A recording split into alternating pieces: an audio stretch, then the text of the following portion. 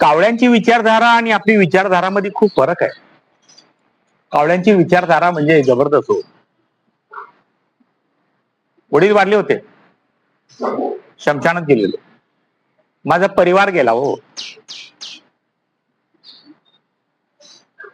सगळं जेवण ठेवलं, वडिलांची जी जी आवड होती ठेवली आणि कावळे बाबाला बोलत होते की तुम्ही या. तर कावळे बाबा कुणी आलेच नाही हो.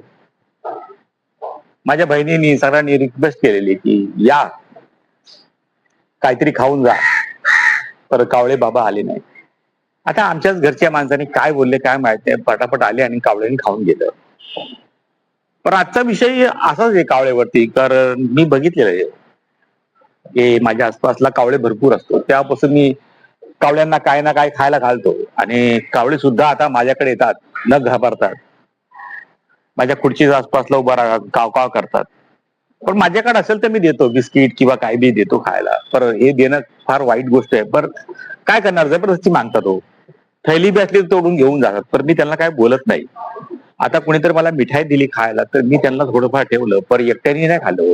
त्यांनी भरपूर लोकांना बनवलं, काव काव काव काव करून 4-5 मित्र आले आणि सगळे मिळून खाल्लं. तर कावळे हा, त्यांची विचारधारा खूप चांगली हो. माणसात आहे की नाही फार कमी लोकांमध्ये, पण कावळ्यामध्ये खूप जबरदस्त आहे. त्या कावळ्याची रिस्पेक्ट केलीच पाहिजे, मला असं वाटतं.